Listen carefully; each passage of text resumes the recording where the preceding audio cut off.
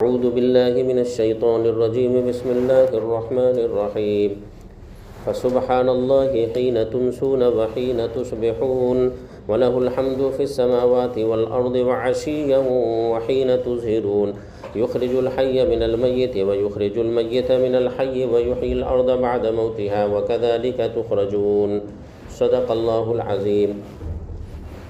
اللہ ہی کے لیے حمد ہے تمام آسمانوں میں اور زمین میں، وعشیًا وحین تظہرون، اور اللہ ہی کے لیے حمد ہے رات کے وقت میں اور دوپہر کے وقت میں۔ یخرج الحی من المیت ویخرج المیت من الحی، اللہ ہی کی ذات ہے جو مردے سے زندہ کو اور زندے سے مردہ کو پیدا کرتا ہے اور زمین کو زندہ کرتا ہے اس کے مرنے کے بعد۔ زمین ختم ہو جاتی ہے، بنجر ہو جاتی ہے، اس کے گھاس پھوس سب کے سب جل جاتے ہیں، اللہ تعالیٰ بارش برساتا ہے اور پھر نئی زندگی اس کو دیتا ہے، اور اس سے پھر پیڑ پودے اور گھاس اور غلے اپجتے ہیں، دھان اور مکہ اور گیہوں کی کھیتی ہوتی ہے جس سے بندے کھاتے ہیں۔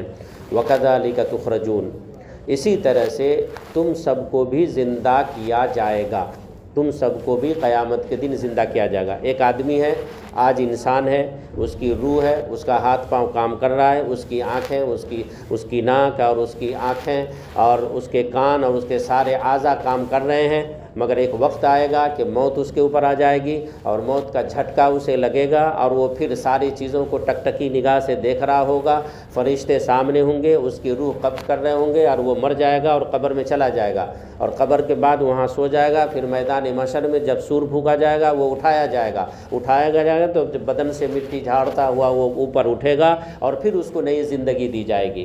تو ایک آدمی جو پہلے کچھ نہیں تھا وہ کچھ ہو گیا، وہ زندگی مل گئی اس کو، اور پھر چھوٹے سے بڑا ہو گیا، بڑے سے جوان ہو گیا، اور جوانی کے بعد بوڑھاپا آ گیا اور پھر اس کو موت آ گئی۔ تو اللہ تبارک و تعالیٰ اسی شکل و صورت کے ساتھ اس آدمی کو دوبارہ زندہ کرنے کے اوپر قادر ہے۔ جس طرح سے مردار مٹی کو اللہ زندہ کر سکتا ہے، جس طرح سے مردے سے زندہ کو پیدا کرتا ہے۔ ماں مر جاتی ہے مگر بچہ پیٹ کے اندر رہتا ہے، وہ زندہ رہتا ہے، آپریشن کر کے نکالا جاتا ہے۔ ہزاروں مثالیں ایسی ہیں۔ اور جب انسان کچھ انسان ایسا ہے جو زندہ ہے مگر اس کے ماں کے پیٹ میں بچہ مر جاتا ہے، وہ زندگی ہے مگر اندر جو زندگی ہے وہ زندگی ختم ہو جاتی ہے۔ تو یہ اللہ ہی کا نظام ہے، اللہ ہی جو چاہتا ہے وہ کرتا ہے۔ تو جس طرح سے اللہ تعالیٰ یہ نظام چلا رہا ہے، اسی طرح سے اللہ تبارک و تعالیٰ مرنے کے بعد بھی دوبارہ زندہ کرے گا، اور وہ اس لیے زندہ کرے گا کہ ایک آدمی کمزور ہے، ایک آدمی بدماش ہے، ایک آدمی شریف ہے۔ اب وہ شریف آدمی کو بدماش آدمی پریشان کر رہا ہے، خواہ مخواہ ذلیل کر رہا ہے، خواہ مخواہ اس کا نقصان کر رہا ہے۔ اب ایک آدمی کمزور ہے، دوسرا آدمی طاقتور ہے، اللہ ہی کے سارے بندے ہیں، اب وہ طاقتور انسان اس آدمی کو پریشان کر رہا ہے جو کمزور ہے۔ ایک آدمی جاہل ہے، ایک آدمی پہنچیلے ہے، وہ آدمی بہت زیادہ طاقتور ہے، وہ پیسہ والا ہے، وہ ایسا ہے، وہ ویسا ہے، اس کے تعلقات ایسے ہیں، تب جو کمزور آدمی ہے اس کو پریشان کر رہا ہے۔ تو یہ جو آج پریشان ہو رہا ہے، جو آج مظلوم ہے، اس کا دل تو کہہ رہا ہے کہ کبھی نہ کبھی مجھے انصاف ملنا چاہیے۔ کورٹ میں جائے، کچہری میں جائے، وہاں بھی اسی کی جیت ہوگی، ظالم کی، پیسہ اس کے پاس، تعلقات اس کے پاس۔ تو وہ آدمی جو اللہ کا بندہ آج یہاں پہ برداشت کر رہا ہے، دن رات وہ سہ رہا ہے، پریشانی اٹھا رہا ہے، اور سامنے والا اس کو پریشان کرتا جا رہا ہے، اس کا نقصان کرتا جا رہا ہے، تو وہ آدمی کو کبھی انصاف ملنا چاہیے کہ نہیں ملنا چاہیے؟ عقل کا بھی تقاضا ہے کہ ضرور انصاف ملنا چاہیے، اور وہ انصاف کا دن ہے قیامت کا دن، مالک یوم الدین، انصاف کا دن، انصاف کا دن، وہ انصاف کا دن۔ اس دن دودھ کا دودھ، پانی کا پانی ہو جائے گا انشاءاللہ۔ تو یہ ہونا بھی ضروری ہے، اور یہ عقل کے بالکل موافق ہے، اور یہ مظلوموں کے لیے اور ہم جیسے کمزور بندوں کے لیے ضروری بھی ہے کہ جن لوگوں نے جن لوگوں کو پریشان کیا ہے اس کا حساب و کتاب وہاں پر ہونا چاہیے، وہاں پر ہونا چاہیے۔ وَمِنْ آيَاتِهِ أَنْ خَلَقَكُم مِّن تُرَابٍ ثُمَّ إِذَا أَنْتُمْ بَشَرٌ تَنْتَشِرُونَ۔ اللہ کی نشانی میں سے یہ ہے کہ اللہ نے تم کو پیدا کیا مٹی سے۔ سب سے پہلے آدم علیہ السلام کو اللہ نے مٹی سے پیدا کیا تھا، پھر اس سے انسان کا وجود ہوا، تو مٹی سے اللہ نے تم کو پیدا کیا، پھر تم بہت بڑی تعداد میں پھیل گئے دنیا میں، پورے 700-800 کروڑ ہو گئے، پھر کتنا 100 کروڑ چلے گئے، اربوں خربوں چلے گئے، پھر کروڑوں آئیں گے دنیا میں۔ ایک آدمی سے اللہ نے اتنے سارا نظام کو چلا، اتنے سارے لوگوں کو پیدا کیا۔ ثم اذا انتم بشر تنتشرون ومن آیاتہ ان خلق لکم من انفسکم ازواجا لتسکنوا الیہا۔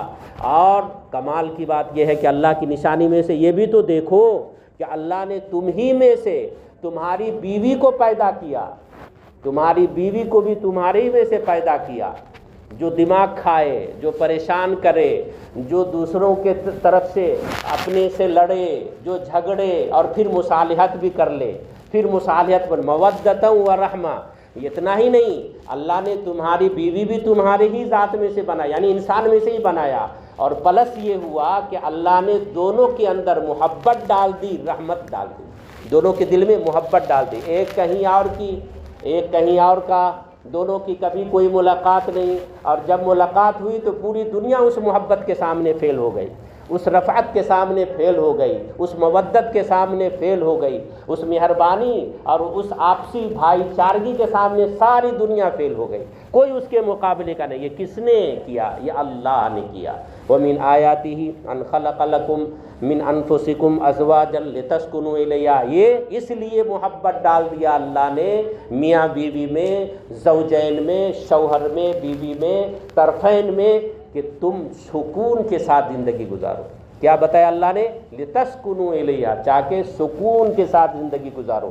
اب اللہ نے کیا کہا؟ محبت ہم نے ڈال دی، نفرت کو ہم نے ختم کر دیا، دونوں میں پیار بڑھا دیا، دونوں ایک دوسرے کی زندگی میں خوشحالی لانے کی فکر کرتے ہیں، دونوں ایک دوسرے کے دکھ میں، سکھ میں، غم میں، پریشانی میں دونوں ایک دوسرے کے شریک ہیں۔ اسی لیے کہا گیا شریک حیات، بیوی کے لیے شوہر شریک حیات اور شوہر کے لیے بیوی شریک حیات، یعنی زندگی بھر کا شریک، زندگی بھر کا شریک، ہر ایک پل کا شریک، ہر ایک غم میں شریک، ہر ایک دکھ میں شریک، ہر ایک محبت میں شریک، ہر پیار میں شریک، ہر اچھائی میں شریک، ہر برائی میں شریک، ہر چیز میں شریک۔ اس سے زیادہ کوئی زیادہ شریک کہیں کوئی رشتے میں نہیں ہے، کوئی رشتے میں نہیں ہے۔ تو اللہ نے تمہارے لیے سکون بنایا، بیوی کو شوہر کے لیے، شوہر کو بیوی کے لیے سکون کا ذریعہ بنایا، سکون کا ذریعہ بنایا۔ اب یہاں سے تھوڑا سا آگے بڑھ کے، جہاں پہ نظر انداز کرنے کا ماحول نہیں ہے، ایک دوسرے کی غلطی کو معاف کرنے کا ماحول نہیں ہے،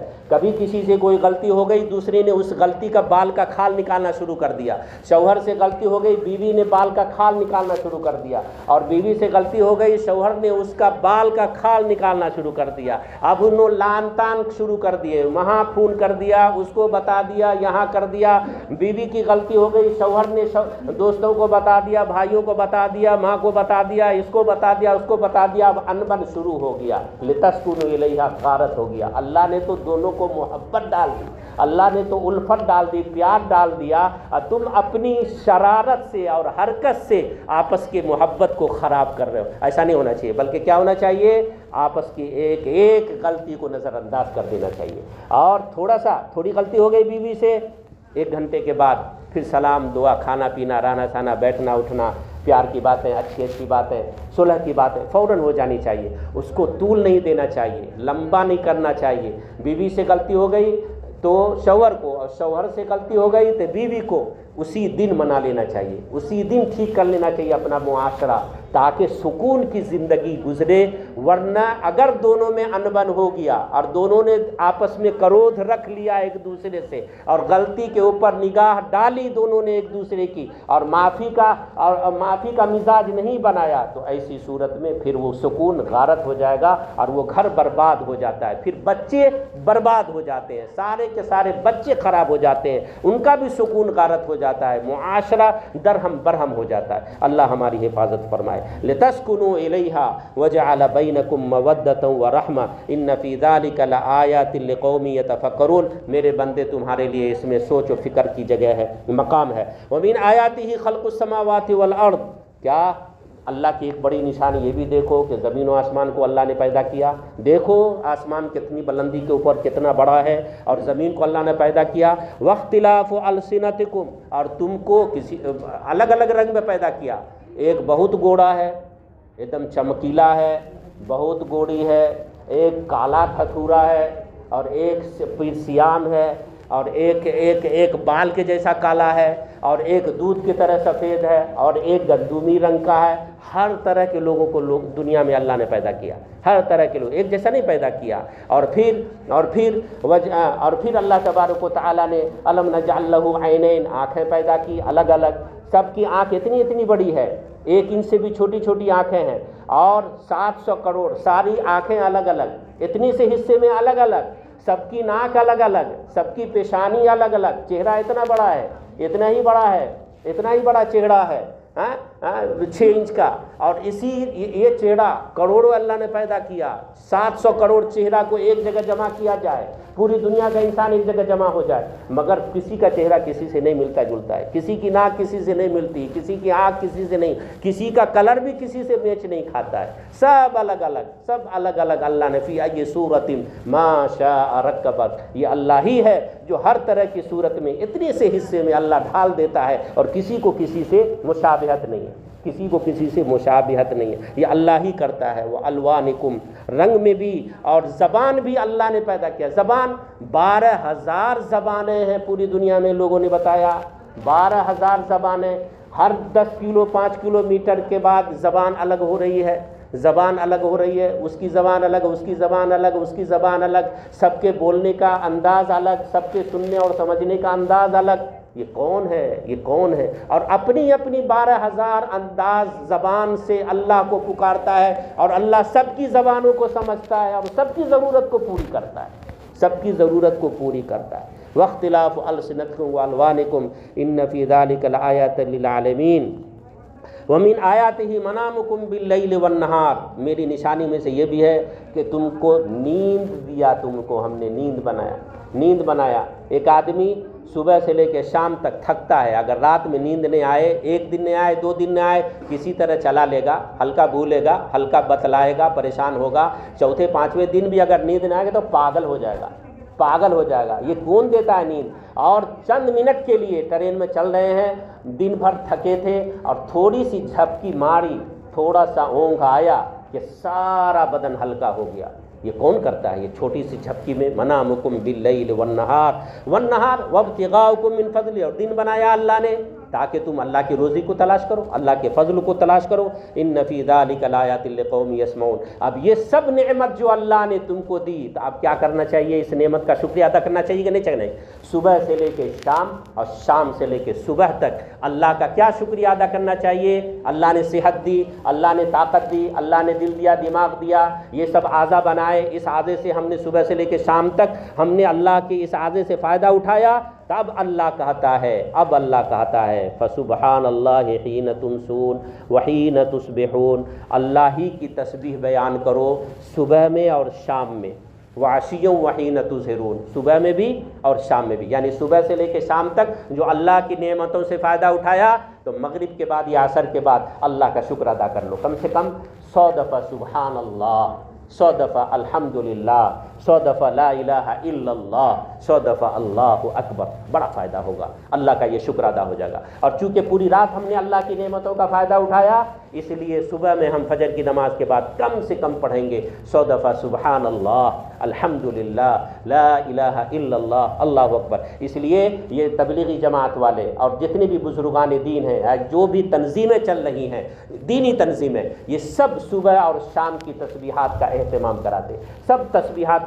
کراتے، کم سے کم 100 دفعہ استغفر اللہ ربی من کل ذنب واتوب الیہ، یہ پڑھنا چاہیے ہر آدمی کو صبح اور شام 100 دفعہ، اور کم سے کم 100 دفعہ سید الانبیاء صلی اللہ تعالی علیہ وسلم کی ذات گرامی کے اوپر درود شریف کا نذرانہ بھیجنا چاہیے صبح اور شام 100 دفعہ، اور کم سے کم ایک تسبیح، تیسرا کلمہ سبحان اللہ والحمدللہ ولا الہ الا اللہ واللہ اکبر پڑھنا چاہیے۔ یہی آج کے بیان کا مقصد ہے۔ اللہ تعالی ہم سب کو عمل کی توفیق عطا فرمایا، آمین۔ وآخر